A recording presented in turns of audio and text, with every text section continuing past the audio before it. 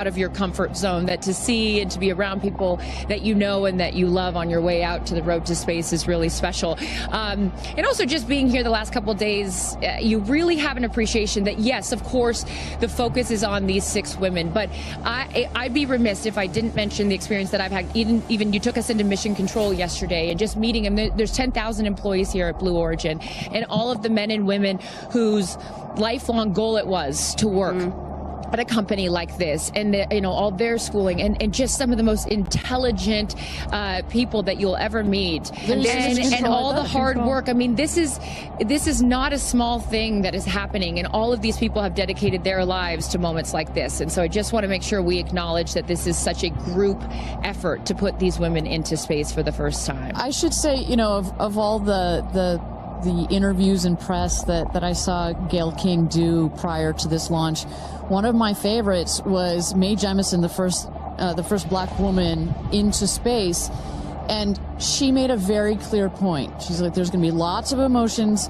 on I want to say game day, on launch day. It is game day. On launch day, but as you can see, she's got tears in her eyes already, and just know that you have some of literally the world's most intelligent people that are taking care of you, that are watching this rocket, not just today, that the energy that has been put into this vehicle over the last several years, the several months that have been taken to plan this mission, and in the last final days and hours as we check the vehicle, we only send them out there and only send them up into space when everything is ready. We take this very, very seriously. And as Kristen said, this feels like it's getting a bit routine, but every mission is not routine for us. We make sure that we take it seriously. It is routine, I should say, but it is... That's a good thing. It's a good thing, and our team is paying attention, and no detail is missed on the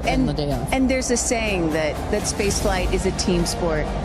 And, it's not, there's so much focus on the astronauts, but it really is a team sport. And I think we really got a sense for that yesterday going into mission control. For those of you just joining us, Carissa, Kristen, Ariane here, Tabitha with the friends and family, and then we see the astronauts here. They have loaded up from the astronaut training center. They're in the Rivians, going at quite a speed, I will say, on the road to space, which what a is shot. Look at that really sunrise. beautiful. I was just going to say, which is such a beautiful shot there, the aerial view from our helicopters. But, there's been conversation leading up to this, and I loved, Kristen, you had pointed out when you get asked, like, well, why do this? And you had said something that I thought was so interesting. It's like, well, then why travel? You say it more eloquently than I can. There is, of course, criticism, right? Like, why should we care about this? Why should we care about your average person, even though these women are not average? Why should we care about them or celebrities going to space? Or why should we even be going to space, period? And my answer to that is, well, why do we travel? Why go to Paris? Why go to London? Why go to Japan? It's because it does something to you that's different than just looking at a photograph. You experience it in a different way, and it changes your perspective. It makes you a better person. It makes you understand other cultures and civilizations and other people. It makes you have more sympathy, and you hear about the over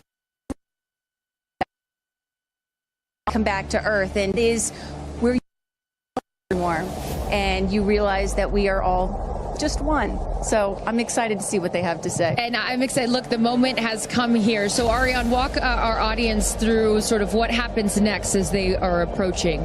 Sure. So they have just driven down the road to space, the 2 miles. They are going to go to the north end of that circle and jump out of their Rivians and take a cool shot, a photo that is, with the rocket in the background. Again, all of this is very tightly choreographed, and we want to make sure that they do this quickly so that they can get back in the Rivians, go back around the circle to the base of the tower. At that point, we're going to get them into the elevator that will take them up to the south tower. That's the one in the background.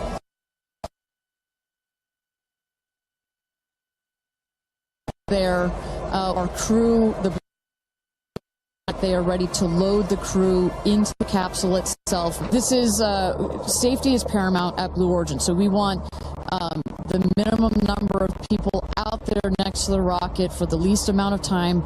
So we keep it fast. We keep all these procedures tight.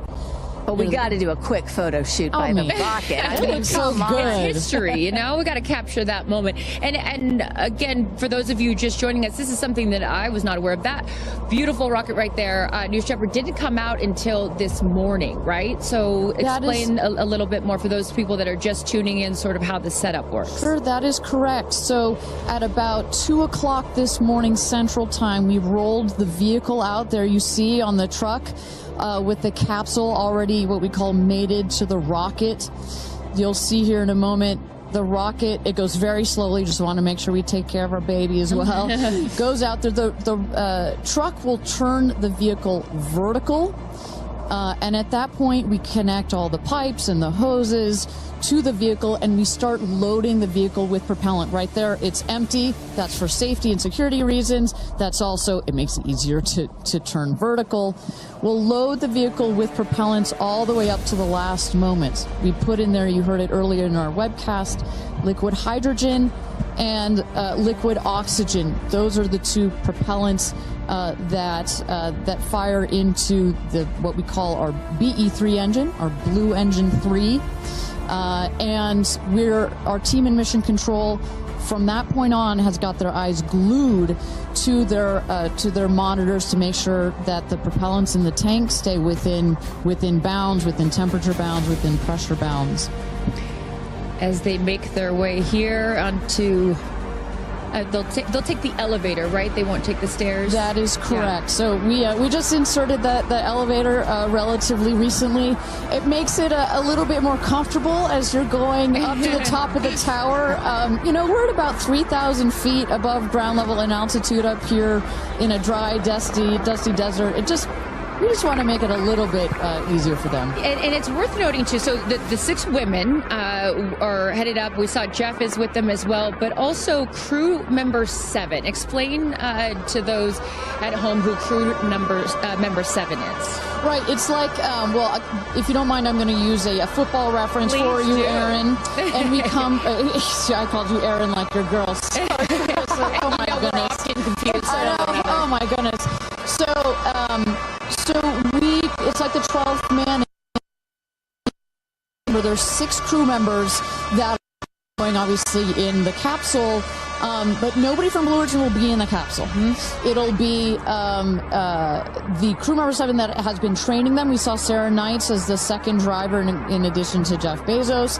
And then a little confusing, we've got a second crew member 7 who is going to be on Capcom or capsule communicator. Today her name is Laura Stiles. She will be the person that is in our astronauts' ears, communicating with them, making sure everything's going okay, also telling them, hey, this is when you can unbuckle, and this is when you can... That's her right there. That's Sarah Knights right there, exactly. And now we are looking at what? So now the crew, as well as you see Jeff Bezos there, have gone into the safety shelter, and we're gonna wait there. You see Sarah Knights on the right.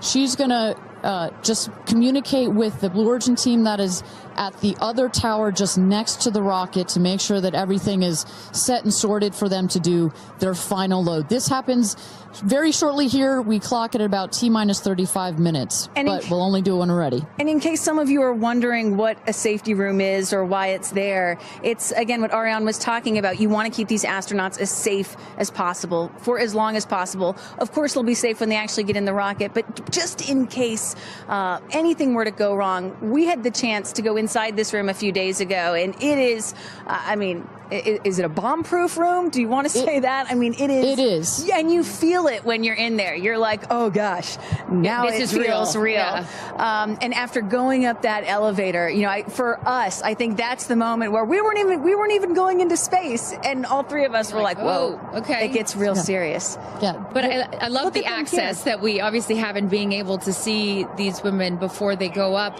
For those of you just joining us, we are T-minus 34 minutes to launch for NS 31, Blue Origin's 11th human flight. As you can see there, a little live look in as them saying some words before they take off. So I know that we had started to expand upon it and then took a shot of the astronauts. So what will they feel? Sort of walk us through the physical part of what they'll experience, Ariane, once they are in the capsule. So once they're in the capsule and they're ready for takeoff, first they'll hear the engine when it ignites. It sounds like a pop. Everybody, listening will also hear that. It sounds like a pop, and the engine roars. We hold the rocket down for about 7 seconds. Make sure it's all ramped up. And during that period, that can actually be one of the most, frankly, nerve-wracking times, because you start to, if you're in the capsule, you start to see the glow of the flame. And here they come. Here we go. Loading into the capsule. And the significance here of the bell, and I should note before I have you explain that, each crew names themselves. They have named themselves the 6 taking up space, as each one is ringing a bell. And the significance of that is what, Ariane? This is one of our traditions. All astronauts throughout history in various programs have had their traditions. For us, we always want our astronauts to ring the bell. Above there, you see "light this candle." Those were the last words that Alan Shepard said right before he went to space. Alan Shepard, of course, the namesake of our vehicle. He was the first American into suborbital space. And we just like to let the stars know that we've got some people heading their way. Absolutely. As they load in, I will... In my world, we call it an audible here. Just if we have any sound from mission control or anything, I'd love to take a peek at what's going on in there and just give the folks at home some idea of what's happening there. There we go. There we go. So we don't have sound of it, but we can see all of the brain behind this beast. But I could tell you, Carissa, other than a couple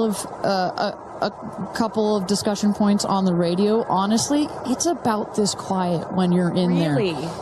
That surprises me, because you would think, like, in a control room in TV, it's a chaos, right? In the best way, but in there, it's quiet. And honestly, chaos is, quite frankly, the last word I would use to describe our mission control.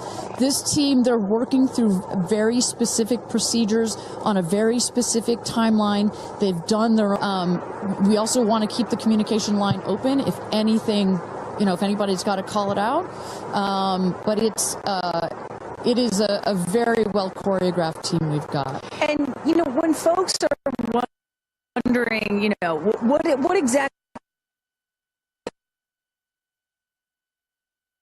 2 days of this space flight, done rehearsals and dry everything that you're seeing here. They practice over and over getting inside this capsule, strapping themselves in. And, one of the biggest things that they have to remember to do is when they get those, remember, they only get 4 minutes of weightlessness, 4 precious minutes. They have to unbuckle and then buckle back in at the exact right moment. So those are some of the things that they're learning to do and practicing while they're training in that building right behind us. As we look at New Shepard 31, the 31st mission, the 11th human flight here for Blue Origin. We are T-minus 30 minutes. Carissa Thompson, Kristen Fisher, Ariane Cornell with us, and Tabitha Lipkin at the tower. I am going to be leaving here in just a few minutes. I'm going to go to fallback 3, an area. Then I will wait for the capsule to land. I'll wait for the recovery team to come out and then bring you interviews from each of our astronauts as they arrive back here on Earth. I cannot wait for that. Again, we've seen them load now into the capsule, and I just would love, some more play-by-play, Ariane, of sort of what now this process looks like, as it's all new to me. And for any of you that are also joining us for your first launch, welcome.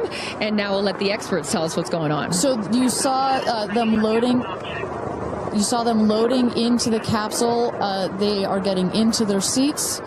They're getting into their harnesses. It's a 5-point harness, so clicking them all in. All right, we're hearing that Capcom right now. Sorry to interrupt you, Ariane, which is short for capsule communicator, and ready to do the astronaut comm check. So let's take a listen. Laura Stiles has the mic.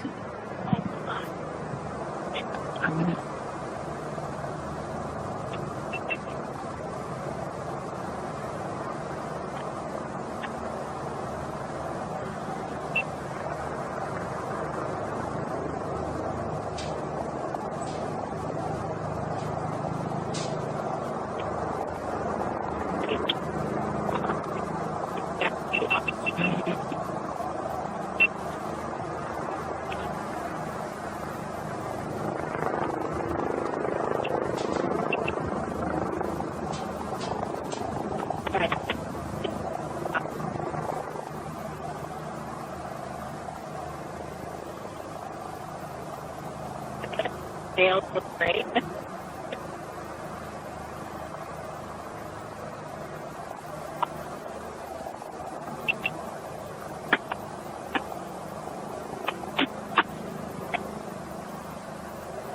Right.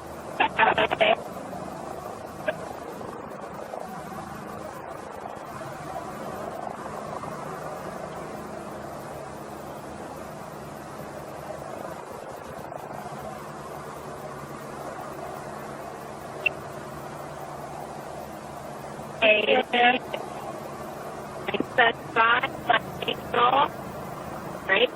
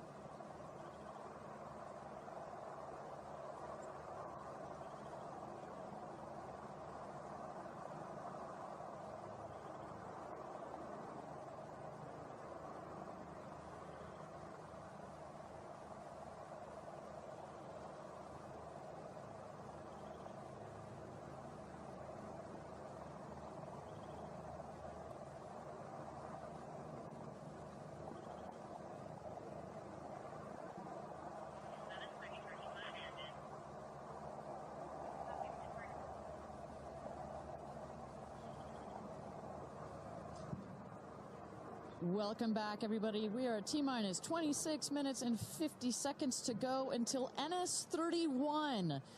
New Blue Origin's 31st mission for our New Shepard rocket, our 11th human flight. I'm Ariane Cornell here with Kristen Fisher at the desk. Carissa Thompson has left to get into place for her viewing spot for the launch. We are waiting on Capcom, or the capsule communicator, to run the comms check with our astronauts. But Kristen, we were just talking a second ago about, you know, what's going on here. You see our crew member 7, Sarah Knights, who's coming out of the capsule there. She has helped load our crew into the capsule, has done just a double check, making sure those seatbelts are nice and tight, as well as made sure that the earpieces and everything are set for our astronauts. I should note, just as we give kind of we got this beautiful aerial shots this morning of the rocket. We have these sunshades you see on the at the top of the capsule, that kind of white square. We've got one there in the foreground, and coming around you'll see another one on the back. Those windows are so large that it can kind of act like a greenhouse in there, and especially down here in the West Texas desert, it can get a bit toasty in there. So we've got some nice sunshade for their comfort. And I love that we can see some of the crewmates inside the capsule as they're getting strapped in. I think you could see Lauren Sanchez right to the left of the hatch right there from that camera shot. So pretty cool that you can see them this close to lifting off. You know, Ariane, I have to say, I might break in. We got experience. Jeff Bezos here. Yep. I'm so excited for you. I don't want to get off. I want to go with you. And when you get back, I can't wait to hear how it's changed you. I love all of you. See you soon. Godspeed. Kudatum Ferociter. And there you heard it.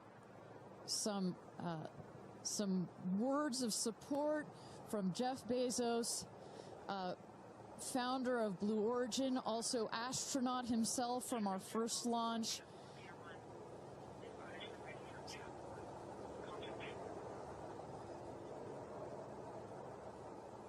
So, of course, Lauren Sanchez is Jeff's fiance, one of her supporters. But as we mentioned before, we've got lots of friends and family that are supporting the rest of the astronauts here. They are out at the viewing tower. Let's turn it over to Tabitha. Tabitha, Have you had a chance to chat with some of the family members out there? You know, a lot of friends and family have come out here, and it is an exciting vibe. I am standing by with two women production. And Chris, I have to start with you. What is it like to be here, and what brought you all the way out here to this launch? Well, Lauren and Jeff, we're here to support our girlfriend and our friends, and I never thought that we'd be talking to you from a space launch, for sure. So this is a really unique experience, and we're just so honored to be here to support them and watch this amazing part of history. And I'm so proud of her, and I just feel like all of the female astronauts that are going to go up today. It's such a big day in history, and it's so empowering, especially my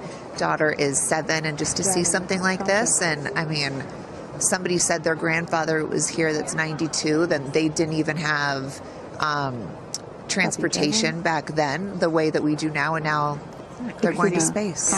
It's pretty amazing. That's Aisha's grandfather. 92 came all the way here. That's where the story, I was like, I heard this story, and you know, he had no airplanes, nothing back in his day. Now he's seeing his granddaughter go into space. That's a beautiful thing. really incredible. And how does it feel also to be able to share this with multi-generations within your family?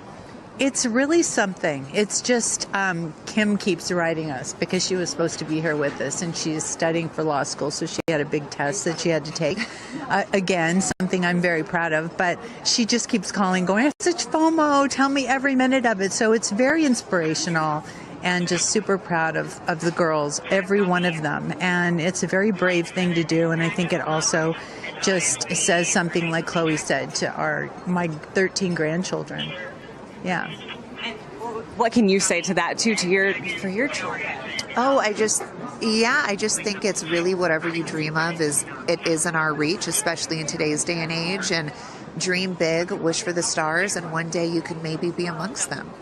That's so beautiful. And just before I send it back, any last messages to the astronauts before they take off? I think just great luck.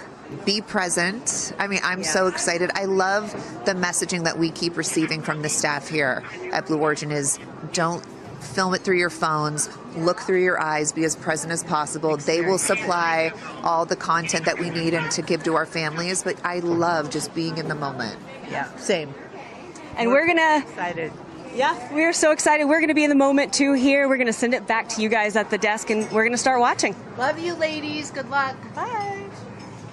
We had no idea that Chris and Chloe were going to be here, and we're about to be interviewed by Tabitha. So that was a nice little treat. They sure looked the part, you know. Oh, they're ready for their day out here in Texas. I love it. Yeah, and you know, for those of you watching, we're really in the middle of the desert. We're a solid 2-hour drive from El Paso. And as you were saying yesterday, Ariane, you know, you really get the sense like you start in El Paso, and the more you get out here, you do start to feel like you're on another planet. I mean, it's got quite a moonscape, Marscape vibe.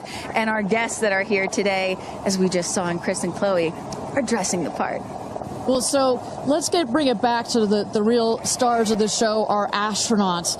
And one of our astronauts that we haven't heard from yet is Gayle King.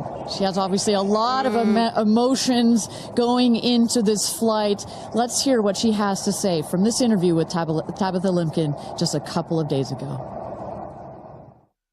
When I made the decision to come, there were only 3 people whose opinion matters to me the most. Favorite daughter Kirby, favorite son Will, and Oprah. That's my kitchen cabinet. And all of them said, I think you should do it. All of them, much to my surprise, including Oprah.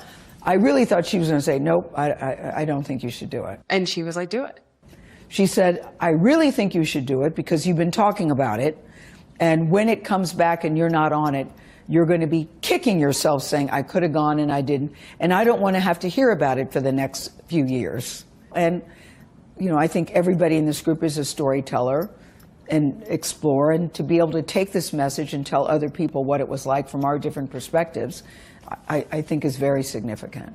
Do you have a message for the kids watching? You should always know that no dream is too big. You know, we have someone, Aisha, who was told when she was a kid, your dreams are too big, you need to dream smaller. No child should ever be told that. And so I want people to know no dream is too big. And also, LL Cool J said this to me once, dreams don't have deadlines.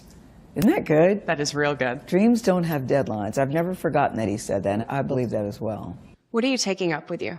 Oh, I have a bunch of stuff. I have Luca. I wanted one of his favorite toys, so I have a Sesame Street character called Tamir. Tamir is this little black boy with great curly hair, so Tamir gets to go to space. I have a wooden cross that you can hold in your hands. It fits like in 3 prongs. And a stranger came up to me at the airport. She said, I always hear you talk about being a nervous flyer, and I wanted you to have this. And so if you're ever on a flight and you feel nervous, take it out and hold it. So whenever I'm flying, I have this with me. Also, I just noticed, what is this on your wrist? So Jared, who's one of our jib operators at CBS Morning, his daughter, Denise, who's 7, made this for me. And she came into my makeup room and said, I made this for you. Someone else gave me astronaut era. That's pretty great. Space sister, Amanda just gave me this. I mean, so I feel that I feel I'm pretty well protected. Absolutely. I will say this, as excited as I am, I'll be very glad when we come back down. I will be very, very, very glad about that. Well, clearly we heard Gayle there and prior to coming down here in Texas, nervous and excited at the same time, but one of the things I like about this is that she just makes it real, you know? Regardless of who you are, this is a nerve-wracking experience, and the fact that she's so authentic about it, but also, more so, she is stepping so far out of her comfort zone. I think that in its own right is extraordinarily inspirational. I think most people would feel the way that Gayle is feeling right about now. I would. If you're about to launch into space. You know, one of the things that I find so refreshing is that, you know, back in the early days of human spaceflight, you had the Mercury astronauts, and they were all white male military test pilots, and they all had to have the right stuff. You could never talk about nerves or being nervous or your feelings or stuff like that. That was the wrong stuff. But now, in 2025, it is the right stuff to be like Gayle King and talk about those concerns and fears and excitement that you have before launching into space like that. And that really shows you just how much the human spaceflight experience has changed over the last half century or so. And that really is what today is all about. I know there are some people watching this or who have heard about this who are thinking, why should I care about people going into space, you know? Katy Perry, a famous pop star. Why should I care about that? And the reason is, it's missions like this that really begin the process of opening up space to everyone, for all of humanity. That's what today is about. And I think we have to, it's not just about today. Today is very, very important, but I think also one of the reasons that I love working at Blue Origin is we think in very long time scales. Right? I honestly feel like I'm working at a company that will be here in at least 100 years. And that's how we think about space flight. Oh my gosh, look at that cute little kid. She is ready to go to space too. Aww. I absolutely adore that. But we need to be here precisely for kids like that. You cannot, I'm a firm believer that you cannot be it if you can't see it. And that's what this flight is for. It's about inspiring women. Oh, look at, talk about inspirational women. Several female astronauts in How many that astronauts group right do we there. have there? I see 4 or 5. At least 4 or 5 and counting. It's only going to get bigger of those female astronauts there. You see Kelly Girardi and Cyan Proctor. I see Emily Calandrelli, Sarisha Bandla. I mean, just an incredible group of women that have gone to space already. And, you know, after today, in just 15 minutes, we are going to be adding 6 more to that group. It's getting close, Ariane. It is getting close. So with that, thank you again, everybody, for joining us for NS-31, our 11th mission, human spaceflight mission to space here. We are at T-minus 14 minutes and 30 seconds, just to give you a little bit of a preview of what is to come. At about T-minus 10 minutes, we are going to have the go, no-go poll. We're going to throw it back to mission control audio. And basically what that is we go through each of the important subsystems, and our flight director, shout out to Michelle Christensen, our flight director, our first female flight director at Blue Origin. She is going to lead that poll, and we're going to go to each one of the groups and say, are you ready to go for this flight? Is your subsystem ready to go for this flight or not? And they will go around the room, and with the final go, no go, it will be game time here in West Texas for this launch. Look at that. Now, this child is a little younger than you were when your parents went to space. A little bit older. Oh, excuse me, a little older, yeah, pardon me. because I was just 15 months old when my mom flew in space. And, you know, I think about what it must have been like for her to be a first-time mom and training for her first space flight all in 1 year. And she was a part of NASA's original first 6 women astronauts alongside Sally Ride. Of course, it took them, those first 6 female NASA astronauts, 2.5 years for all of them to fly into space. Now, today, Blue Origin is going to send 6 women into space in a single day. I mean, that's pretty cool right there. Incredible perspective. Also that, was your mom like just 6 months? You were just 6 months old when she started training? She was assigned to her first space flight when she was 8 months pregnant with me. Can you imagine? God, I have a 6-month-old. I can barely fly down to West Texas from Seattle. She gave birth to me on a Friday and was back in the astronaut office on Monday. I don't recommend doing that. As a mom of 2 myself, you're a mom of 2, I probably wouldn't do that. But respect. She did, you know? Respect, that's huge. But I've asked her, I'm like, why did you do that? You know? And she said, because I felt I had to prove something. I felt that I had to, pave a trail for women to come. And so as I'm sitting here today, I'm thinking a lot about what she did, the sacrifices she made to make what's happening today. Again, it's not normal. Human spaceflight will never be normal or routine, but this is the beginning of making this kind of travel. We got 4 moms on board, a grandmother, making these types of people going into space very routine. Now, talking a little bit about that, getting back a little bit into the flight profile and what they're going to feel as part of this now routine flight. So the 6 astronauts are currently in the capsule right now, all strapped in, ready to go. Their audio is working. We are waiting for the T-10 here for the go no go poll. At T-0, you guys are going to, all of us will hear the pop. That's the ignition of the BE-3 engine. It holds down the rocket for about 5, 6, 7 seconds. Inside the capsule, they'll start to see the glow of the flame, and then they will lift off. They will take off. They are in a somewhat reclined seat, and they'll start to feel the G-forces on their body. And so kind of like sitting in a car that's accelerating, it pushes you back against the seat. That's the same here, except they're going up. They will accelerate to they'll have 3 Gs. So here on Earth, we're at 1 G. When you accelerate to 3 Gs, so like if you're 100 pounds, it feels like you are then 300 pounds. But Kristen, crazy. It's crazy. But in that reclined position, it's dispersed across your body. Bad. It's not as bad. It kind of feels like a weighted blanket. Oh. And then it nice eases and cozy. up. It's nice and cozy as it gets nice and dark. I'll take a weighted blanket right about now. But they're not. Don't worry, it's going to get nice and dark, but there's no sleeping on this. They are going to have the most incredible view out of those windows. The capsule will separate from the booster. That's when they're going to feel weightlessness. They'll get the about 4 minutes to unbuckle, enjoy the weightlessness, enjoy the insane views out of those windows.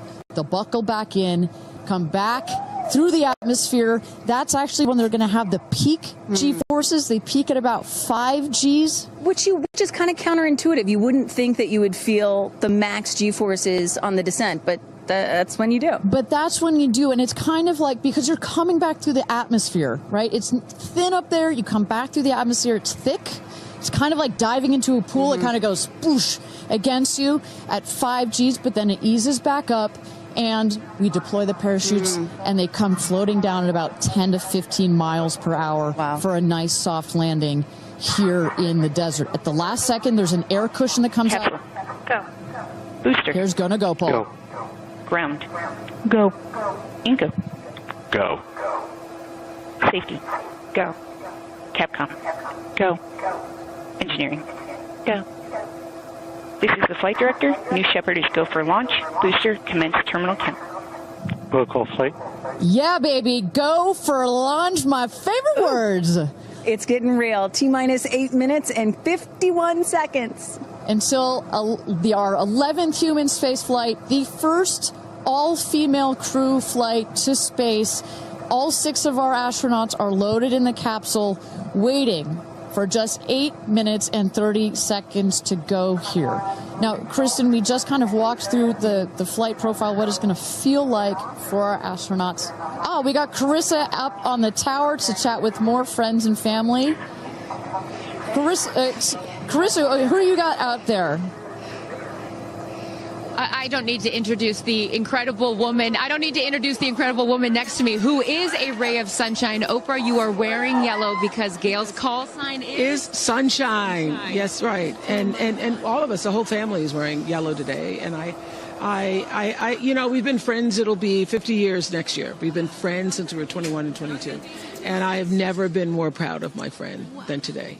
Never been more proud, because this is bigger than just going to space. I mean, I think for her, who anytime we're on a flight, she's in anybody's lap if there's the slightest bit of turbulence, has like real anxiety flying. And this is overcoming a wall of fear, a barrier. It's I think it's going to be cathartic in so many ways for her. She told us that she was surprised that you told her to do it. Why did you want her to do this? Because I think life is about continuing to grow into the best of yourself and the fullest expression of yourself. And I think that this is one of the most fullest expressions you can possibly have. And I know that I felt deeply that she would regret it. Yeah. And I didn't want to hear about it for the next 15 years. I wish I had gone, you know. And I said, there's only one time that all the women are going up for the first time. Right. You know, there will be other trips, but there's only one first time. Incredible. So to be a pioneer is great. What was the last conversation you had with her? I said, peace be still. Hold the God's unchanging hand. He's got your back. That's it. That's it. I know that as we're counting down here, we're getting excited for that go for launch moment. How are you feeling as her best friend? I feel so calm. I don't think I've ever been more calm, because I think it's already done. Once she said yes, once she committed to yes, and Lord, did we all hear, should I do it? Should I do it? Since Thanksgiving, we've been talking about it. And so once she finally said yes, I was like, okay, we're going. It's a go. You know what I have loved is her vulnerability, because she's the voice of a lot of us that would be afraid, and she's okay to talk about being afraid. Why has that been so important to show that part? Well, I think, you know, for every woman who's on this flight, it's about fulfilling something within themselves. For Gayle, it's about overcoming this great fear and also stepping into the moment of excitement. And I think, you know, it goes beyond this moment of just going up in space. I think this will be an everlasting experience. I was just thinking this morning, you know, Gayle has been there for me for hundreds of events. I can't even remember them, you know.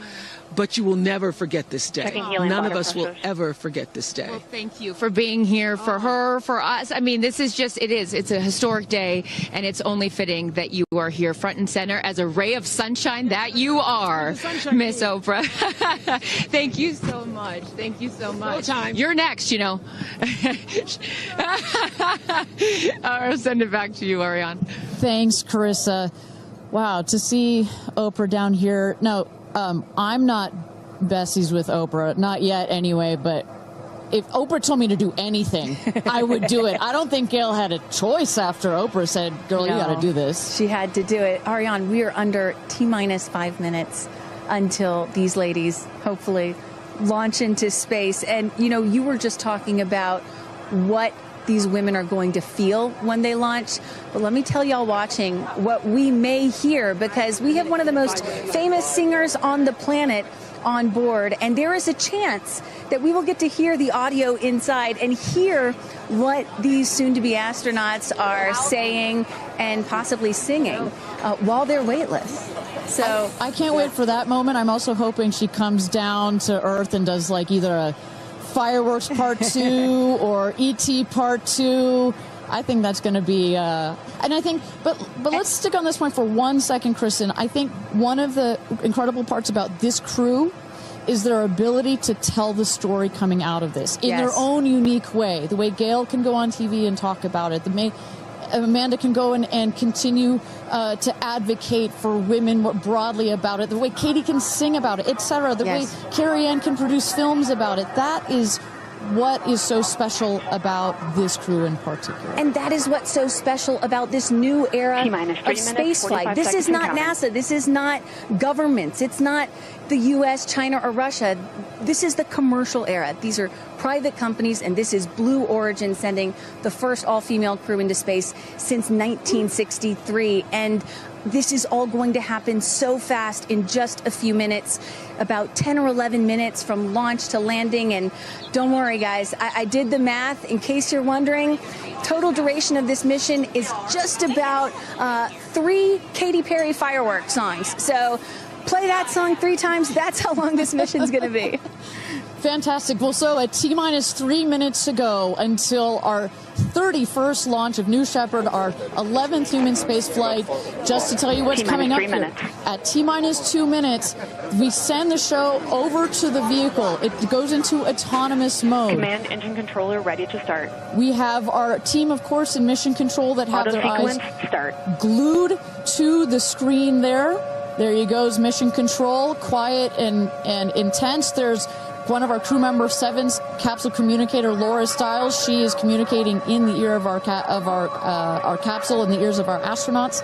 But what we're going to see in the last 2 minutes, you'll see the fins at the base of the rocket gimbal or just move back and forth. We want to make sure they've got free range. At the base there, you see the nozzle, the engine peeking out.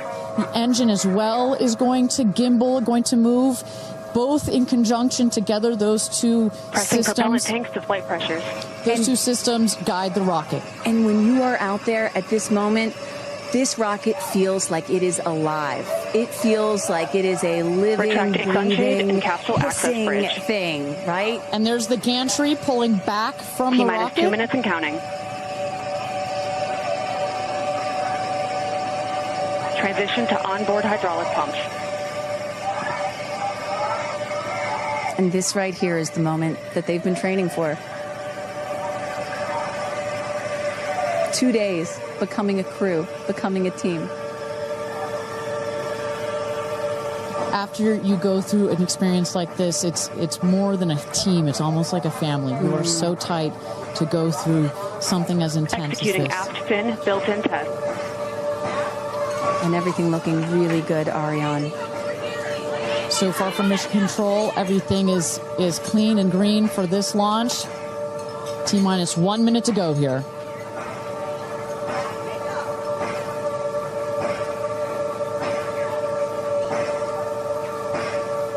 Engine thrust vector control built-in test in work. Vehicle is now on internal power. So in a moment here, we'll see those, what they call the bit checks, the built-in test checks. As you mentioned, Kristen, inside the capsule, you know, as you said, this is like a bridled beast. This thing wants to take off. Switch to onboard helium. Here we go. Good luck and Godspeed, ladies. We're cheering you on from Let's planet launch Earth. this Thrust rocket. termination system is armed. Whew. T-minus 22 seconds and counting.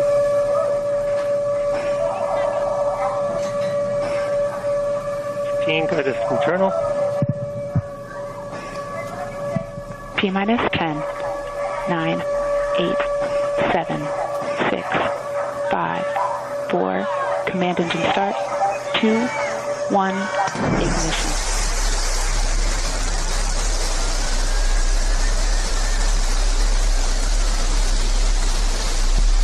Liftoff. New Shepard has cleared the tower.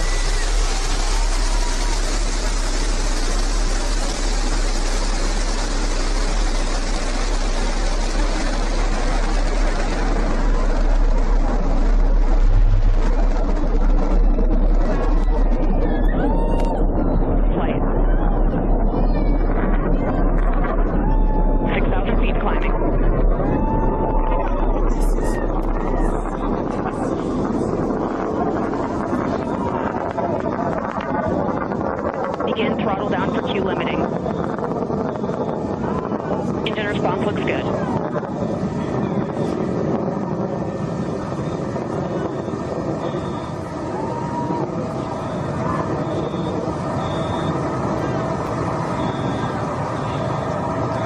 Max Q, maximum dynamic pressure. Mach 1, vehicle is supersonic. Engine back up to full throttle. Supersonic, we have passed through max Q, maximum dynamic pressure. That's when the vehicle, the stresses between the atmosphere and the speed are at their maximum. So to punch through that is so important. You see the BE3 engines is firing beautifully. You see the stream of steam behind it. Those ladies right now are having an incredible view on their way to space. Passing through 80,000 feet, 1,300 miles per hour. They're going to peak at about 2,300 miles an hour over Mach 3, 3 times the speed of sound. Shortly coming up, we'll have MECO, main engine cutoff. We will turn off the engine, but the two craft, the capsule and the booster, will continue their ascent to space. Stand by, MECO.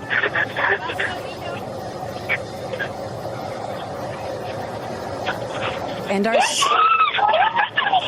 And there you saw the main engine is turned off. We're now going to separate the capsule from the booster, and at that point, Kristen, that's when all 6 astronauts are going to start to feel the weightlessness, and shortly thereafter, we're going to let them unbuckle. And that right there is the most critical milestone of this whole ascent. Oprah watching her best friend go to space.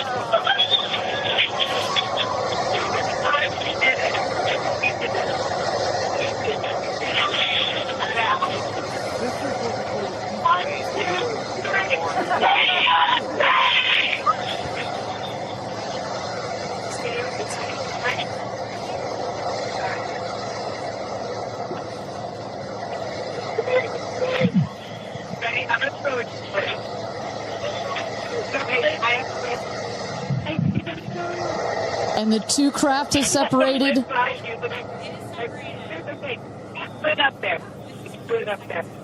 328,000 feet, 100 kilometers. Welcome to space, ladies, or shall I say, astronauts. Oh, the moon! You guys, I have to tell you, look at the moon. Look. Oh, my God. Oh, my God. Oh, my goddess. That's our pink moon. I love you, Jackson. And just in case it wasn't clear, those are the astronauts. Those are their voices that you're hearing.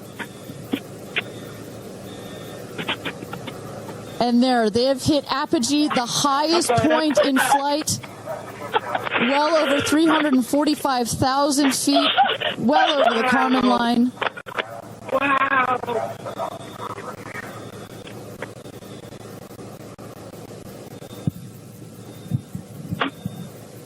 And at this moment, the astronauts have unstrapped from their seats. They are floating. They are weightless. They are experiencing zero-G for the very first time in their lives. And Katy Perry did say that she was going to sing in space. I'm waiting for it. Waiting for it. 1 minute warning. 1 minute warning. So that is Capcom indicating a 1 minute warning for our astronauts to take in those last views before they get buckled back into their seats. At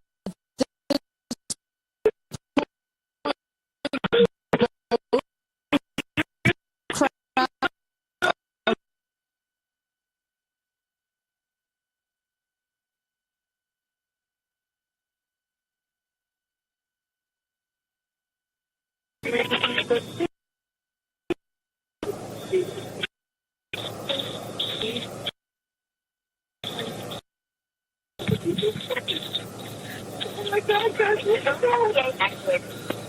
that. Wow, it's so peaceful up here.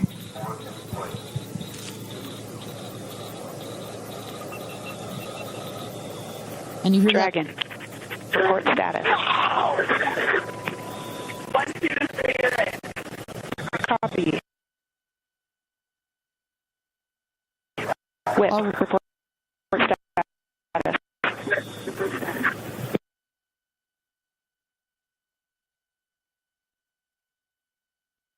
And a great, all astronauts are back. That is the rocket that is screaming back down to the capsule to its landing spot just 2 miles north of where it's taken off from. At the top of the rocket, you see a couple of fins that are popped out. Those are to stabilize the rocket as it comes into land. Shortly thereafter, you will see the drag brakes that deploy that will cut the speed of the rocket in half. And then in the last moments, and there it is. We can see it from the stage. There comes the rocket down. It's going to relight its engine. We're going to also see a sonic boom. We're going to hear that shortly here. And remember, this is something that had never been done before until just a few years ago. Truly the stuff of science fiction that you're about to watch in just seconds. Drag brakes.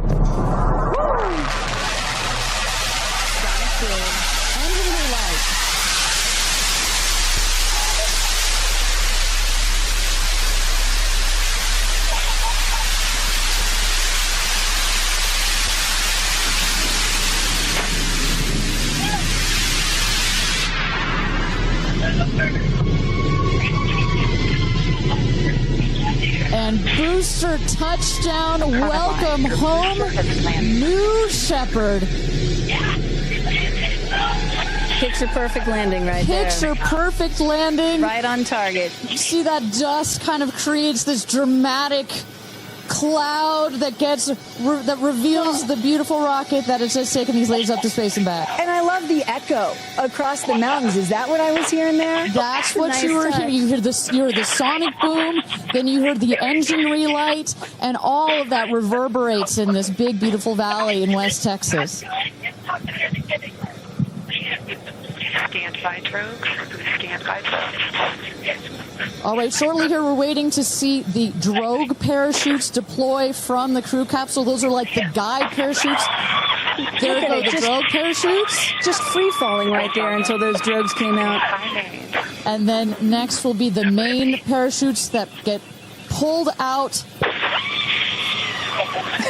Hear that screaming inside the capsule? And all three parachutes reefing, and they will slowly inflate,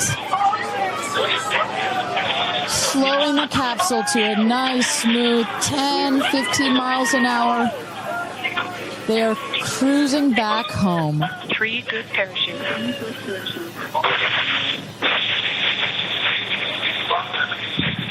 And I tell you, Kristen, from having gone through all of the simulations, I have gone through all of the training. They put you in the capsule that simulates all of this, including the sounds, and when you hear the motors of the parachutes pop out, that is the best moment in flight. Because I know Blue Origin does everything they can to make this as safe as possible, and y'all have an impeccable safety record, but it still has to feel really good when you know that you're coming back to Earth with those parachutes fully deployed.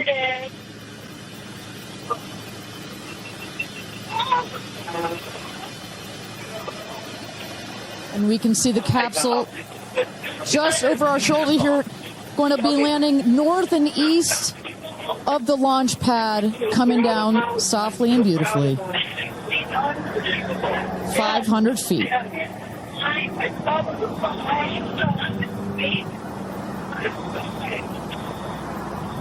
And you will see a puff of smoke when it touches down, a puff of dust. That's normal. A puff of dust, last milliseconds, air cushion that will kick up the dust. It's a very soft landing despite the sporty perception. There it is.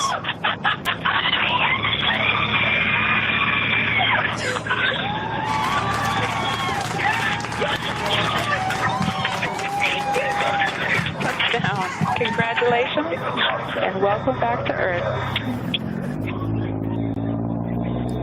Do status check. Double shot. Kristen, just some Incredible images there. The capsule. Copy. Welcome back. Feather. Nice. Let's wait for Ascent just a moment here. Make sure they're doing health checks in. Beautiful.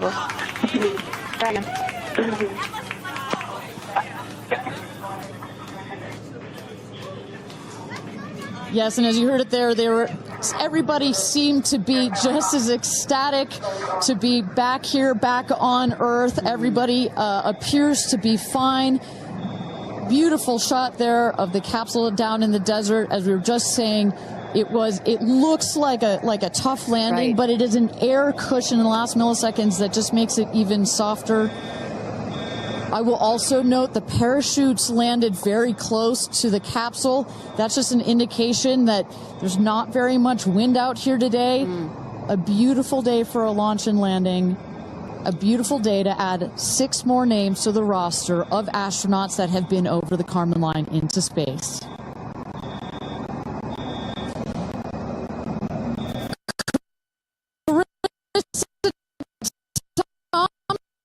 Thompson. What's the view from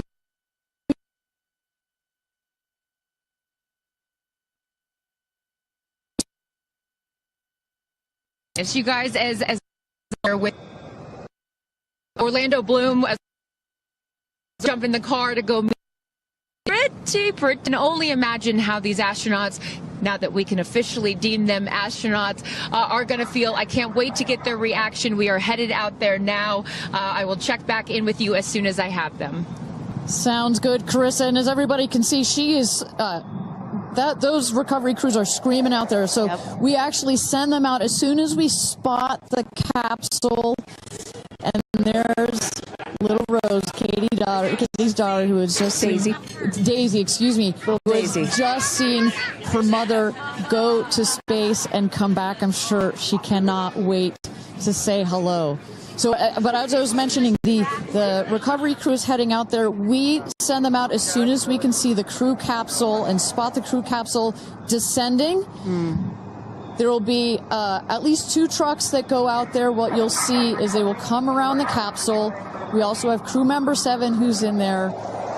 She will run out, go around to each window, make sure that each astronaut is fine, and the recovery crews will safe the capsule before we exit the astronauts. You know, it's hard to pick a favorite moment, right? Launch, landing, it's all good. But the moment coming up might be my absolute from the capsule, and we get to hear what they thought from the last, 10 minutes or so that they were up in space.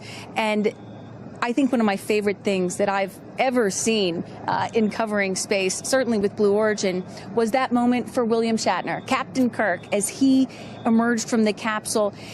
And this is exactly why you want to send people that are not just professional astronauts into space. What he said was so moving that day. 100% agree. But it's not just the astronauts that are here that are being moved by this event. We've got Tabitha that's with some of the friends and family out there. Tabitha, give me an update from the viewing platform. I mean, not a dry eye in the stand, I tell you right now. Chloe, I just want to know from your perspective, that moment, what was it like? I don't think I realized how emotional it was going to be, and I literally had chills all over my body from the second it launched until the moment I just saw it land. And it's sort of hard to explain because I don't think you would be that emotional, but it's incredible. It takes your breath away. And I feel like I have all this adrenaline and I'm just standing here. Right? It's very true. Same. It's really, first of all, we're so thrilled that the girls are safe and everything went so well. And so that's a relief because, I'm sure there's a lot of nerves up there, but to hear the girls screaming and having such they said they saw the pink moon. Yeah. I heard the audio. I was like, that is the coolest thing. I cannot wait to get the footage from inside and to see hear. that. I want to hear every little emotion that they had, and we can't wait to see the footage from inside. What are the chances? The pink moon, the rocket launch. It's so exciting. It's a great day. It's been a pretty phenomenal day. Great morning. So when are you guys going up is the real question. Oh my gosh, I don't know, but this made it a little more enticing. Never. Right. That's you right. Can go, you can go on behalf of the rest of us, but thank you. I think we'd all drag you off of the tarmac before we'd let you go up. But, I like you being an observer. Okay. Yeah. Well, we love being able to share this experience with you, and thank you for sharing how you feel out here with our audience. So it's been really, really incredible. So yeah, the emotions are high because it's so exciting and energizing. And gosh, Kristen, Ariane, I don't know what to say. I did cry. I did cry. I didn't think I was going to cry, and I cried. Tabitha, I love you putting them on the spot there. Chloe and Chris, are you guys going up? Keeping up with the Kardashians in space. We're waiting for it. You can do for Tabitha. Even she is emotional and has tears in her eyes. When you're down here for one of these launches, and Carissa, when we get her back on the line, I'd love to hear her thoughts on this. The intensity and the energy and the emotion out here, even though you're in this remote place, but it all gathers here in this valley, and it's really intense. No matter how many times I've seen all 31 of our launches, it gets me every time. Well, anytime somebody says, I don't get it, what's so exciting about space? Come to a launch. Come see a launch in person, and then you'll change your mind. And, I'm just, as we await the moment where these astronauts emerge from the capsule, I'm reminded of what William Shatner said on his mission. He said, "What you have given me is the most profound experience I can imagine. I hope I never recover from this." And I love that. I hope I never recover from what I just experienced. And one of the neat things about this is these women were not in space for several days where they had time to get acclimated to it. They only got 4 precious minutes of weightlessness. And so that high, that feeling of, ooh, I want more of whatever that was, is still so fresh. And you really get to see that when they step out of the capsule. We catch our astronauts. I mean, their minds are still in the process of being blown when they come out of the capsule, and Carissa is going to capture those moments for us shortly here after we get our recovery crew. You see there some of the friends and family have already started lining up there, while the recovery crew, you've seen some images. As I mentioned, they're safing some of the systems on the capsule. We want to release all of the excess air and gas that created that nice air cushion. We'll remove the parachutes, make sure nothing gets tripped up. Also, we reuse those parachutes. And then crew member 7 will take the stairs up to the hatch. It's like a good 3.5-ish feet off the ground, so it just makes the getting out of the capsule that much more comfortable. Crew member 7, last but not least, crew member 7 will open the hatch, and we'll get to see one by one as these lady astronauts now exit the capsule.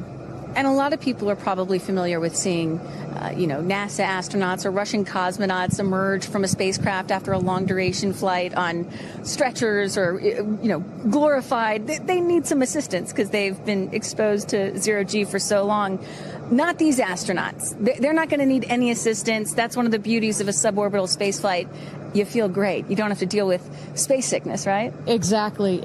And that's, to that point, this flight, because you're basically going straight up and then over the Kármán line and straight back down. Some astronauts, I think you had mentioned your mother may have experienced a little sickness up there. You don't in this one because it's just once up and once down.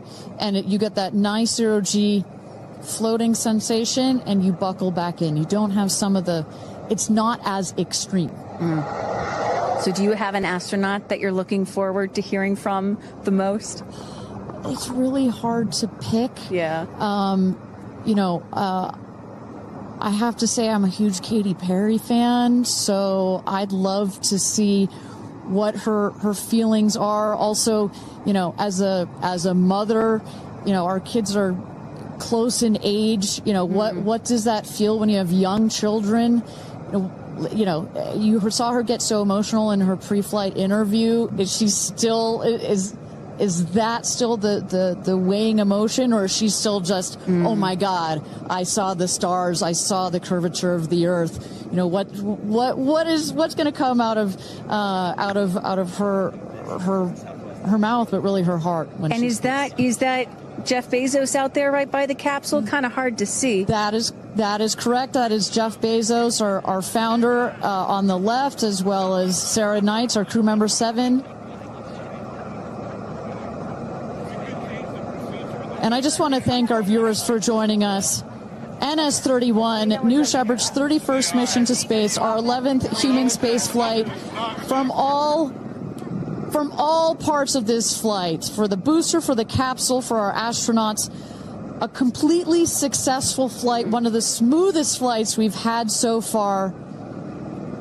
And we're now just awaiting the opening of the hatch so we can get some views from our 6 new astronauts. Phelps. And I would imagine Lauren Sanchez in seat 1 will be coming out first. That is correct. They'll go. She's in seat 1, which is next to the left. The left window there. She will go first. And then last in number 6 is Carrie Ann. That is the window on the right. Side canyon.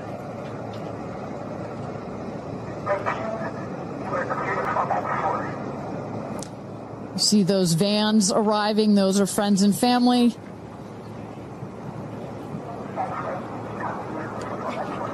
And that's Carrie Ann looking out the window, in the window to the right there.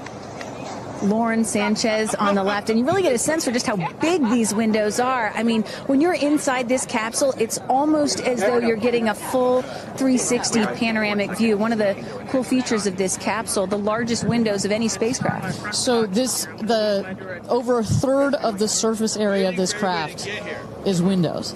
And that's on purpose. There were many meetings with our founder, Jeff Bezos, where our engineers brought him some windows. He said, nope, make them bigger. They come back. They said, nope, that's nice, but make them bigger.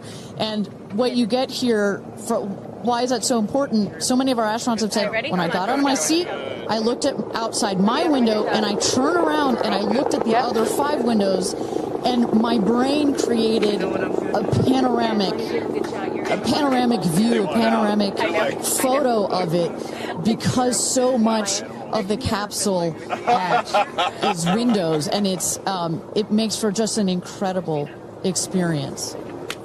Sarah. Good? Okay, here we go. Yeah. Here goes Jeff Bezos to open the hatch.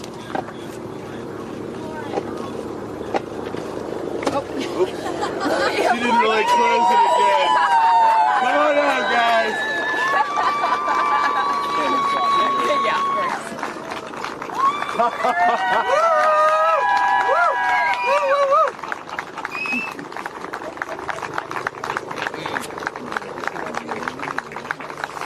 Let's see your babies. Where are my babies? They're over here. Go see them. Where? Oh, we have to go Right there. there. Okay.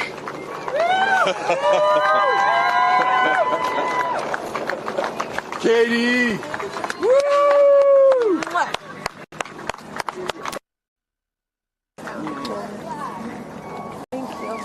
Thank you.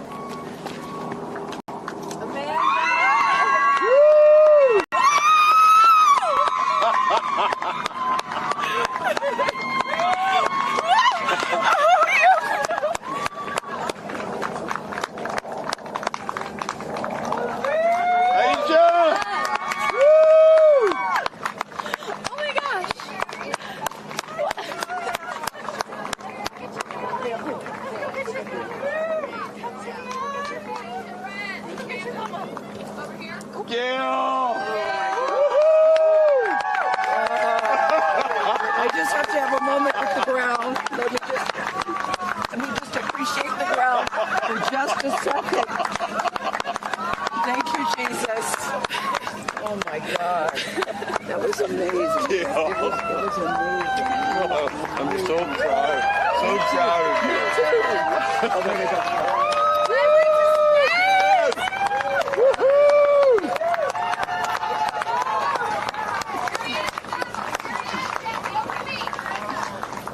Amazing. I'm so proud of you. Carrie Ann, we got your people over here. Come right around the bushes here. Woo!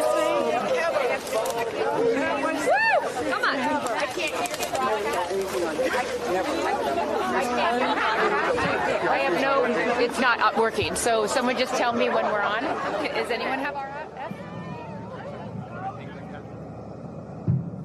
All right, and you just saw it there. All 6 astronauts coming out, all ecstatic. Katy Perry and Gayle King both kissing the Earth. Very happy to be back down here, but clearly ecstatic. I don't know about you, Kristen, but my favorite was Lauren coming out and saying, "Where are my babies?" Oh. And I also loved Katy Perry holding a daisy, I believe, and holding the daisy up to the sky after her daughter Daisy. Sweet moment. With that, let's turn it over to Krista Thompson standing by outside the capsule. I don't really have words for it. Oh my God, Lauren, I want to cry just seeing you. I'm so proud of this crew. Like, I mean, Gayle, you know, we were just talking in the capsule, doesn't even have ear piercings. She's so afraid to do anything. And she got in that capsule, and I think, like, it profoundly changed her. I mean, for me, I can't put it into words, but, like, I looked out the window, and we got to see the moon. And it was pink. Was it pink? Full moon. It wasn't pink, but it was almost full. And Earth looked so, it was so quiet. It was just quiet. And is it what you expected? No. Better? Yeah. I don't think you can describe it. Because, you know what I was saying? It was like quiet, but then also really alive. And you look at it and you're like, we're all in this together. Like, that's all I could think about is, like, we're so connected, more connected than you realize, because you just see right here, you see, like, you know, states and all these things that, like, divide us, but we're not. And what is your emotion? What makes you emotional? Joy. Complete and utter joy and gratefulness. Like, it makes me want to come back and just hug everyone and be like, oh my God, we're in this together. Like, that's what this is. And Jeff had told you that it will change you more than you know, and I know you're only a few minutes removed from the capsule, but I can tell so already. Emotional. Yeah. Oh. To be this I'm like, I don't cry that often. So I didn't expect to be this emotional, but it's also all the love that was in that capsule, and all the heart and the feelings and all the things, and, like, seeing Jeff before I left, I just went, you know, I had to come back. I mean, we're getting married. If I didn't come back, that would be a bummer for me. Only you, by the way, would say this to me. You said, Jeff, if you don't want to marry me, you don't have to send me to space. Don't have to send me to space. What an incredible experience for you. But the fact that when you're in there, we got to hear some of your audio, but give us some of those moments when you guys, just from the second you took off to the second you landed, describe, if you can, for us what we didn't get to hear.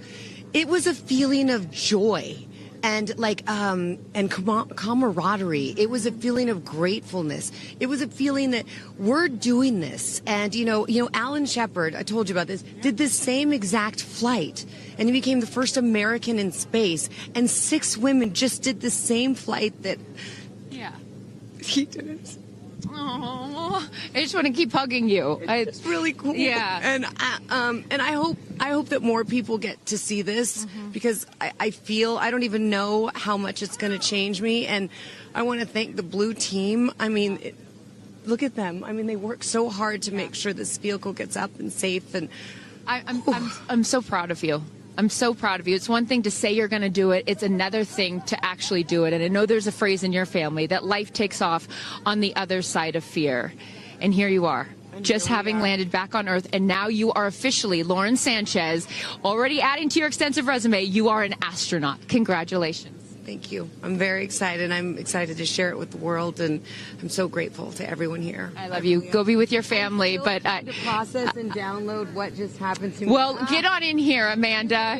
Someone that can now articulate exactly how Lauren is feeling.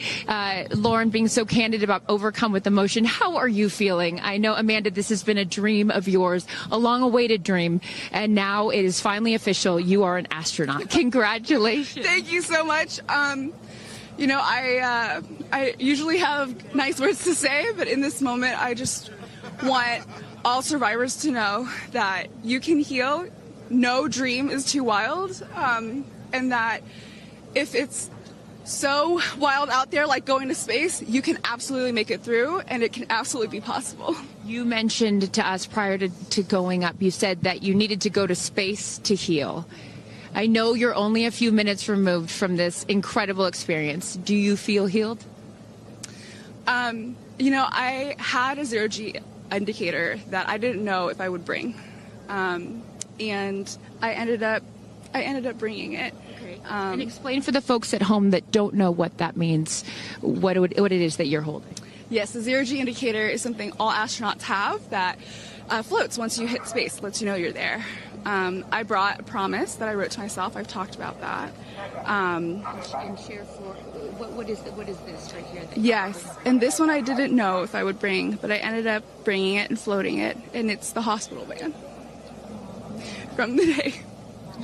And, I got to honor her today, and I'm so grateful to the thousands of people, the engineers, the scientists, just everyone who has made this a reality. And you also have written here, I know that you had this on your laptop, right? Yes, that's right. And this is my zero-G indicator, a promise I made to myself that if I were to pause my astronaut dreams and fight for rights, that one day I would return to her. And it says, never, never give up. Well, those dreams are no longer on hold. You are finally an astronaut. Congratulations. Enjoy this moment with your family, and thank you for sharing it with us. Thank you, Amanda. Carrie Ann, you said to me yesterday, you said, when I get out of that capsule, I'm going to be an emotional wreck. And I think what I will just say, for anyone that has never had the great privilege of being here, this is my first time at a launch, and it is very emotional. Describe, if you can, how you're feeling. I have almost no words. It was the most incredible experience of my life to be up there and see like such vast darkness in space and look down on our planet. The moon was so beautiful, and that was like, I felt like that was a special gift just for me. I'm so sorry. No, don't apologize. Are you kidding? You just went to space. You just went to space. This is it. Like knowing that everything, like everyone I loved was standing down there looking back up at me. Yes. And I just hope that these types of experiences, clear a path for everyone to be able to do that. You told us a beautiful story about your son when you told him you were going to go to space, and that, get over here so I can hold you, and that he went back to school and he was all excited to tell his friends that his mom was going to space, and they said, your mom can't go to space. Moms don't go to space. Well, guess what? This mom just went to space. Congratulations. You are officially an astronaut. And I know you're wearing a very special necklace from an incredible group of people that you hold near and dear to your heart. What would you like to say to them watching? I'm wearing a few necklaces today. My dear friends threw me a blast-off party and gave me this feather, which obviously represents the Blue Origin logo. And it felt so special to have it close to my heart. And in space with me. And I feel like it helped me take all of them with me on this journey. Yes. Well, I will let you go enjoy this historic moment with your family, and thank you for sharing it with us. Congratulations. You're an astronaut. Gayle, get on over. I am so floating. I can't believe it. I cannot believe it. I'm so proud of you. And I know that I speak for the collective because you have been so honest. You've been so vulnerable. And I spoke to your best friend prior to you taking off. And I asked her why it was so important for you to do this. And she said, she said, so she didn't have to hear you say, I wish I would have done that. That's so true. But now, Gayle King, you are officially an astronaut. How do you feel? I still can't accept that word, but I will say I can't even believe what I saw. When somebody calls this a ride, this was not a ride. What happened to us was not a ride. This was a bona fide friggin' flight. And our instructor, we were so well prepared. So every noise we heard, we knew. But the flight instructor said that I am her best success story. Why? Because she's never had somebody go through the course who's terrified of flying. Everybody who's gone through the course is somebody that it's been a lifelong dream. They wanted to do it. So she said, I'm her best success story.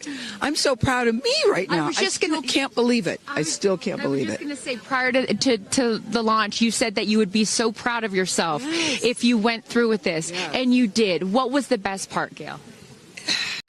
It's oddly quiet when you get up there. It's really quiet and peaceful. And you look down at the planet and you think, that's where we came from?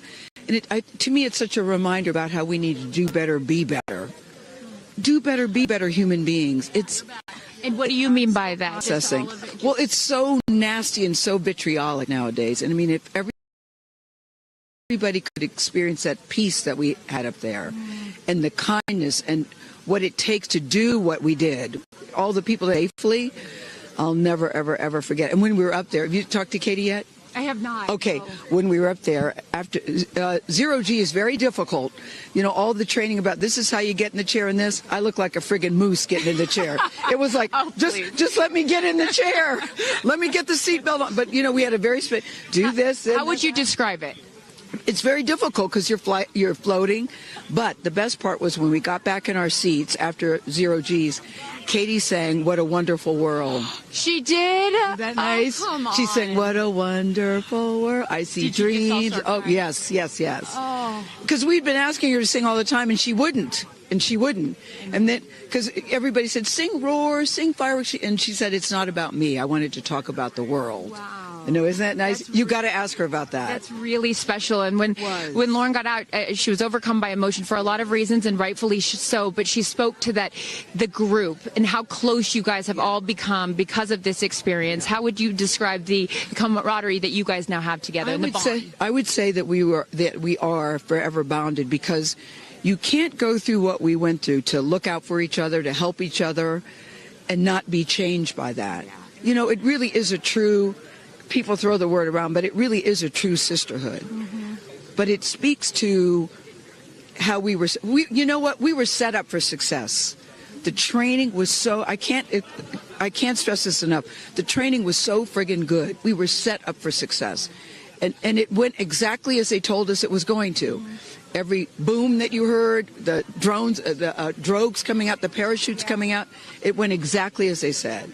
Are you glad you did it? I am glad I did it. I am glad I did it. Yeah. I am very glad. I have no regrets about doing it. What would you say to people watching right now that are scared, that are fearful of anything? What would you say to them? Well, I just said I'm stepping way out of my comfort zone, because this is so not like me. I said up there, I might now get my ears pierced. I've always been afraid. Which is great. I love that you've never had your ears pierced. No, even Hootie at the training center.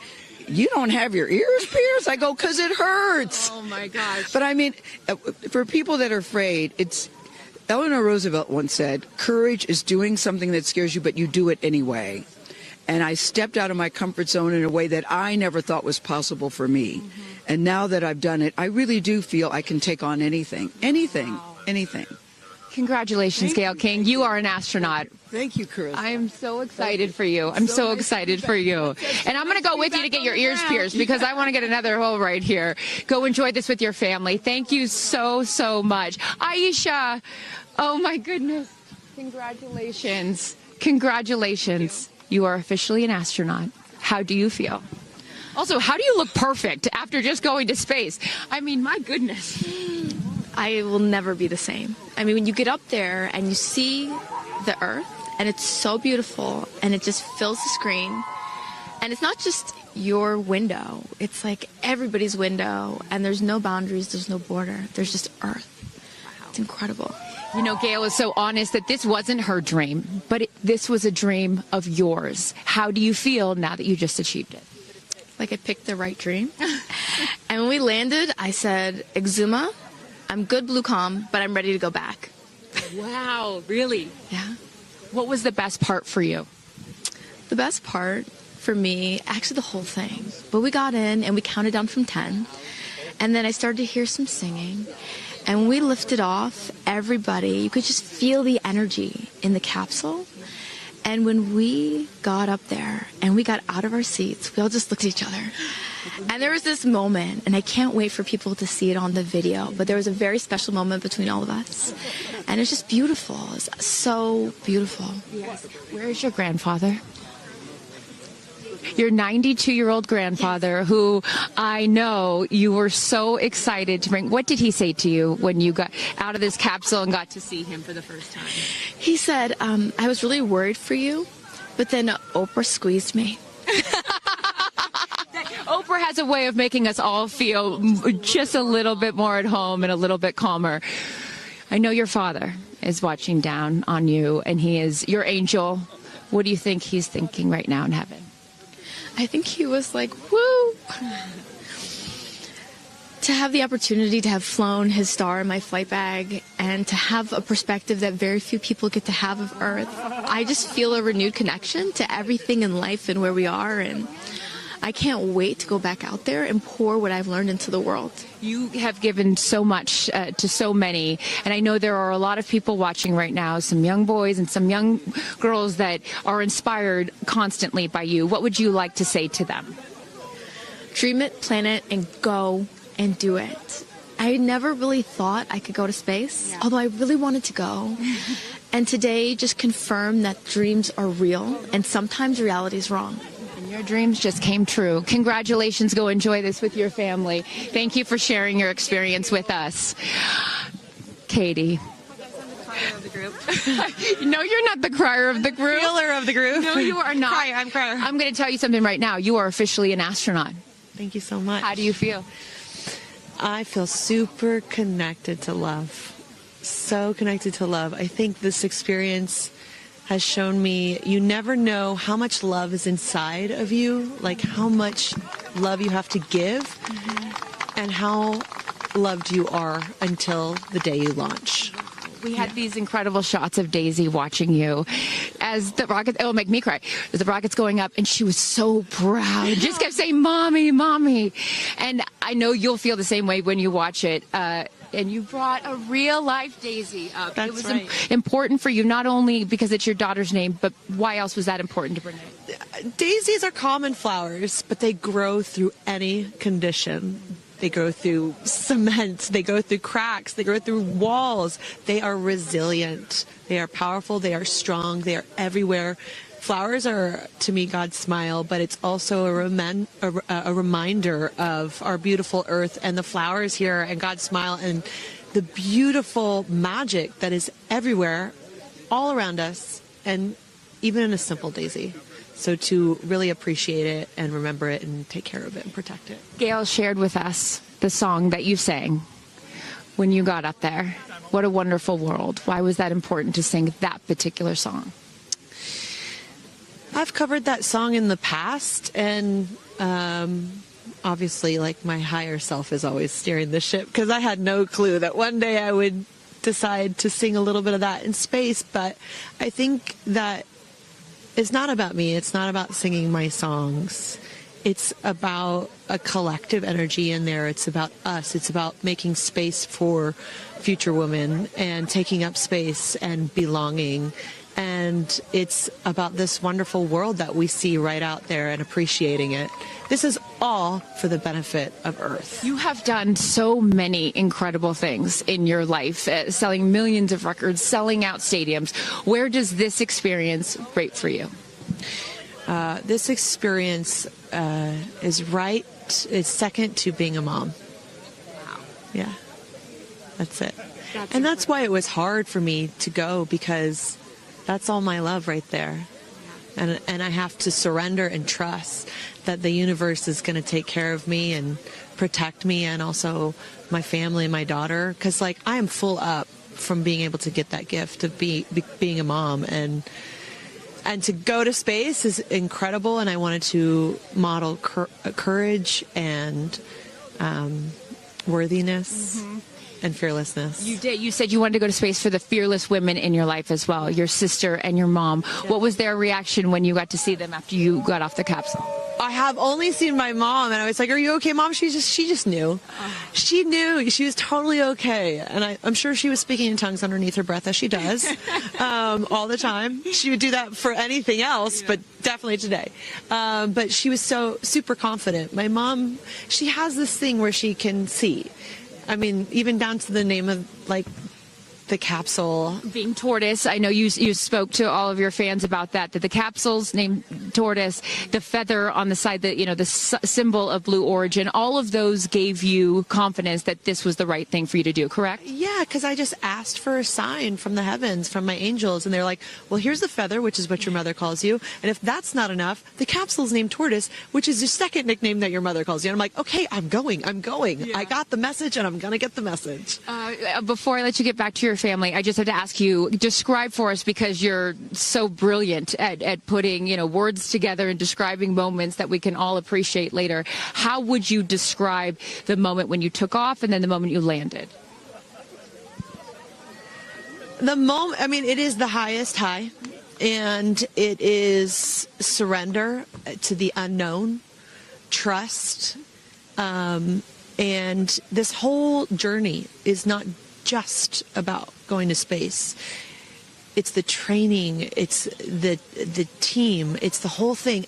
I couldn't recommend this experience more. This is like up there with all the, different tools that I've learned in my life, from meditation to the Hoffman process. This is up there because what you're doing is you're like really finding the love for yourself, because you got to trust in yourself on this journey, and then you're feeling the love when you come down, for sure, and you're feeling that strength. So I feel really connected to that strong divine feminine right now. By the way, you're such a badass. I love that the month of April, you're like, I'm going to space and I'm launching my tour. I mean, it's really incredible. Now I know I'm asking this question for your fans. Will you write a song about this experience? Oh, for sure, 100%.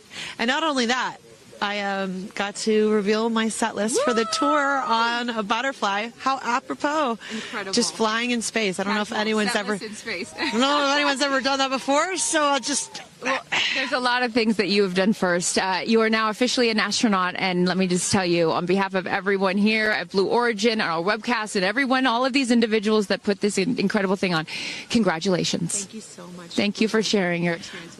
Is a 10 out of 10. That's my review. 10 out of 10. You definitely go for it. 10 out of 10. Thank you, Katy. Congratulations. All right, you guys, so many fun moments that we'll continue to see as we get the footage. But I'm going to send it back to you and let these incredible astronauts enjoy their time with their friends and family. Thank you so much, Carissa. Wow. Kristen, I mean, 6 inspirational women in their own right. Eloquent. I could not be that eloquent coming down from space. You heard Katy Perry saying 10 out of 10, but number 2 experience only to being a mother. What were some of your takeaways from what we just heard? Gayle King used the word sisterhood. I'm feeling the sisterhood today. First all-female crew to space since 1963, and that was a solo mission, Valentina Tereshkova. And I'm with an all-female broadcast team here at Launch Site 1 in Blue Origin. Ariane, it has been a complete honor to work alongside you. It has been such an honor to watch all of the things that these women and their loved ones have said about what this experience means to them, because I am a firm believer that if you don't understand why people come out here to watch a space flight, it's just because you haven't seen a launch yet and you haven't been a part of this experience. And I truly believe what we witnessed here today is something that will continue to open up spaceflight and this experience for all of humanity and our little ones at home. 100%. You know, I said it earlier. You can't be it if you can't see it. And to see these 6 women go up and the roles that they have played before, but I can't wait to see the roles that they play afterwards in their way of telling this story for the world to hear, to experience, to see. This is just the beginning. So I want to give a shout out to them, because as you saw, that is coming out of your comfort zone, whether you wanted to go to space or you're like Gayle and you didn't anticipate it. Thank you for trusting yourselves and to their families and trusting their loved ones with Blue Origin. We are very proud to do that. What are some things that we walk them through? You know, what we call ingress and egress, just fancy words for saying how to get into the capsule, how to get into your seat, how to buckle your harness. That's really important. It's a 5-point harness, much like a race car harness. How to get out of your seat. You just kind of turn the click on the button on the harness to get out. How do you also get out of the capsule? We go through emergency procedures, obviously hoping nothing, you know, they don't need to use them, but all of this is about getting them acclimated. More of that. We get them situated with our launch site. We take them out to the tower. We had the good fortune of going up to the top of the tower a couple of days ago. Well, let me throw it back to you. Even with the rocket there, without the rocket there, you felt something, right? Oh, yeah. Going up in that elevator, I was like, oh my goodness. I can only imagine how they felt. But the importance for them, you know, again, in my world of football and sports, it's the run through. Here we are at the top there, and the rocket, and again, correct me if I'm wrong, Ariane, will be right behind where we're standing, right? That's precisely, sort of that is the gantry that goes out and connects with the capsule. Yeah. Yeah, but a walkthrough, right? It's important for them to get acclimated, so they're not doing it for the first time when they're about to go to space. So very cool. So much has went into it. We even got to peek in yesterday a little bit of the astronaut training, and I got the great fortune of going in the capsule and sitting in the seat. It's an incredible experience. But you mentioned those 2 days, and safety, of course, always top of mind here at Blue Origin and in space flight. So, Kristen, how does New Shepard stack up against some of the other spacecraft? It's got a great track record. And, you know, if I'm Gayle King, again, I'm going to talk about Gayle King a lot today. Who has admittedly said she's very nervous. She's nervous about it, which I find so refreshing. You know, you don't always hear that from the professional astronauts about to go to space. She's admitted that she's nervous. So if I'm nervous, I would feel a lot better knowing that the rocket that they're about to fly on has an abort system or an escape system. And not only does it have that, but it has been tested and worked in real life multiple times. And so for those of you who have perhaps never watched a spaceflight before, the rocket's split into 2 parts. You have the booster on the bottom and the crew capsule where the astronauts are on the top. And so in an abort, or if something were to go wrong, the capsule could jettison away from the explosive, from the rocket itself. So that's critical because it means that the astronauts could get to safety. And as Ariane and I have been talking about, it's been tested 3 times, at multiple times during the Ascent, and they actually tested it in real life once back in 2022 when there was an in-flight anomaly, and it worked. So that was not, to be clear, that was not a test. That was we actually used real thing. It, so it was not. It's not like we had set up this scene for us to test it. It worked perfectly, and it was uncrewed, right? But if astronauts had been inside, they would have been fine. Those payloads actually came out quite nice. We had some scientific experiments in there that really enjoyed the flight. Yeah, safety being paramount. Well, as I have admitted here, this is my first launch. I'm learning so much and have learned so much from you guys with your generosity over the last few days and months. But my day job is an NFL host for pregame shows, and I work with a guy named Michael Strahan. You might know who he is. Well, guess what? He became an astronaut when he flew up to space on New Shepard 19, and he has some words of encouragement for today's crew. Hey ladies, it's Michael Strahan. I just wanted to say good luck on your amazing flight today. It was life-changing for me. I hope it's life-changing for all of you. Cannot wait to see, because I experienced the joy I know that you're going to have. I hope you just go up, just take it all in. Enjoy just looking down on the planet. Enjoy being weightless. Enjoy being together. That's the biggest thing, because it's a bond that will last a lifetime. So good luck. Have fun. Looking forward to seeing you when you're back on the ground. Welcome to the Space Crew. This guy, what a guy. As he's at his other job on GMA there in the morning show. But yeah, he can do it all, but a really cool experience. And he came back and had told me after he did that he didn't even know how much he needed it until he did it. A really special thing that these women are about to experience. So Ariane, what are some of the top reasons people tell you that they choose to fly specifically with Blue Origin? So first and foremost, a lot of them come to us saying, this is a dream I've had since I was a child. And they are so ecstatic that finally they have the opportunity to fly, and to fly now. You know, you can, it has taken so long for us to get here, and so now they can actually buy a ticket. I'd say the second thing is we do get those adrenaline junkies who have been like, I've been to the top of Everest, I've been to the bottom of the Mariana Trench, you know, I've flown in a MiG fighter jet, but there is no other way of getting this sensation, both from you're going Mach 3 times the speed of sound, but also you're getting this insane view from up in space. So I'm so jealous.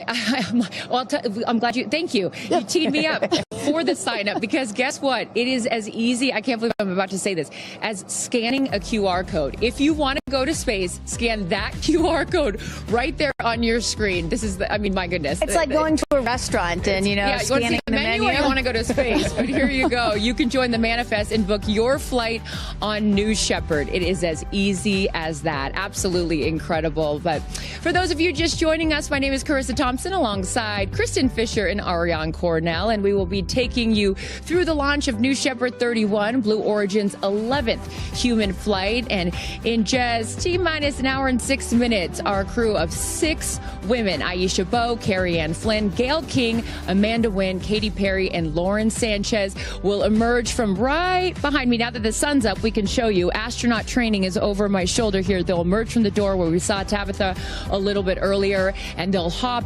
into Rivians and drive down what I love, the road to space. Literally and figuratively, New Shepard 31 will take off in an hour and 5 minutes. So right now, we're going to hear from another one of our astronauts, Tabitha Lipkin, caught up with Katy Perry. A big part of your life, of course, is your daughter, Daisy. I want to know, does she kind of have a concept of what's happening, or like, what are your feelings around sharing this with her? I mean, she's 4.5, so she's still trying to figure out what day of the week it is. Sure. But it is very normal, you know, for us to talk about mommy going to space now. And I will be so excited to hold her when I land. Do you have a message for your family in this moment? It's okay. Yeah, no stress. I'm going to be very emotional this weekend, of course. Yeah, it's an emotional thing. It's a big journey. It's huge. My message is that I love them.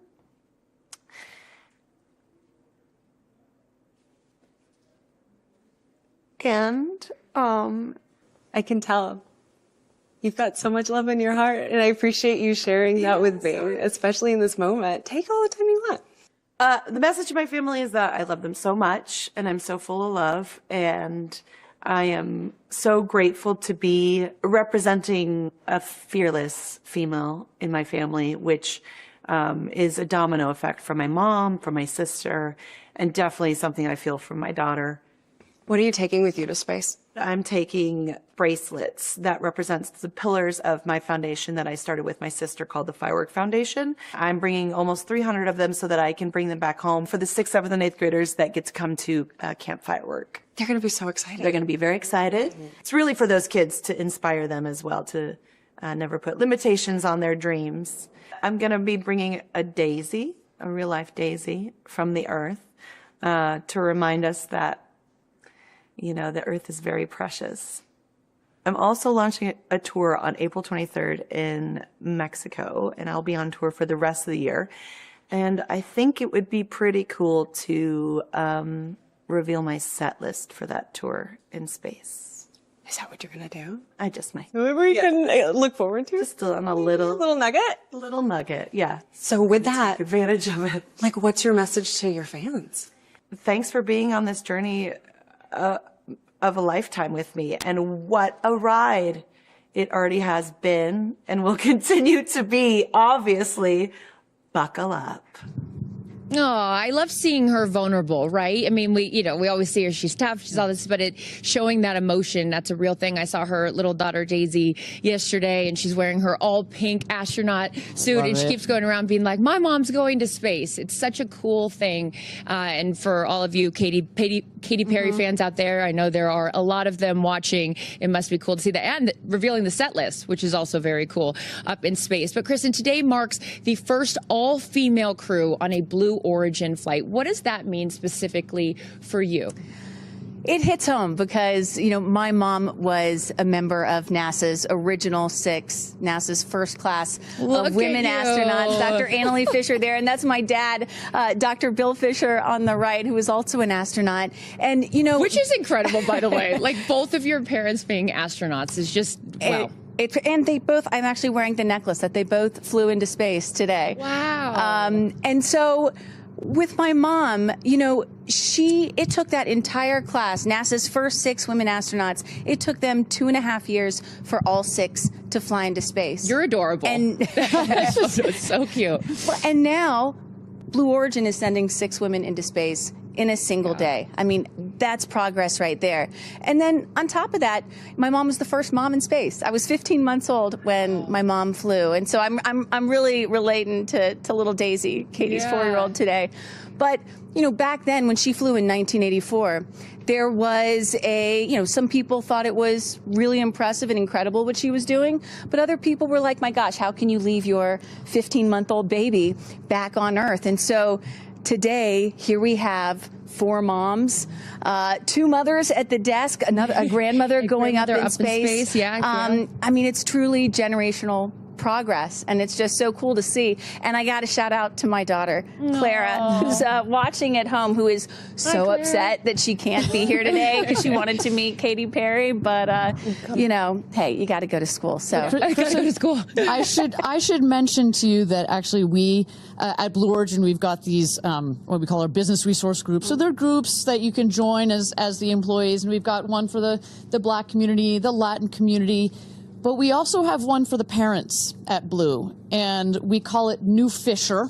We've got New Glen, New Shepherd, etc. It's called New Fisher. There's the patch. It even has a patch. I just found out about this yesterday, by the way. Don't worry, we'll get you on. We'll get you. So it is so important, what your mother has done and what these women are doing today. Well, and ultimately, if space is about, if we're here to open up space to everybody, someday in the future, it's not just going to be adults that go into space. It's going to be kids too, and entire families. So that really is also what today is about. The start of all that. It is. It's really special, and I love that it's getting light, so you guys can really get a full scope of what's going on behind us. And with that, we're going to send it back over to Tabitha Lipkin, who's moved over to the viewing platform where friends and family will watch today's launch. And Tabitha, one of today's astronauts, had a connection to Blue Origin before she even joined the crew. Tell us more about that. Oh, and it is such a beautiful connection. So I want to focus on Aisha Bowe for a moment. I mean, she just embodies what it means to be multidimensional, right? She talks about going from community college to space. She's representing the Bahamas, and she helped founded projects like STEMboard and Lingo. But within being multidimensional, she also was a mentor for an employee right here at Blue Origin who helped build the very rocket she is about to take off on. What was it like when you put the flight suit on? Gosh. Okay, the flight suit, first of all, we look good. It's amazing. Like, as I pulled up the zipper, I felt like a superhero. And then I just reflected on my life and the journey to the flight suit. My 92-year-old grandfather is making the journey to see the flight. And where he was born, in the Bahamas, they didn't have aircraft. He used to ride his horse around all the time. And so now he's taking an airplane to come see me fly to space. And that was at the top of my mind when I was zipping up the suit. What is your connection? You mentioned this briefly when you were at NASA. There was an intern who now actually works here at Blue Origin, and you guys are tied in together. I want to know that story. I went to an aviation museum day for young girls who were interested in aerospace, and I met Claire Luce.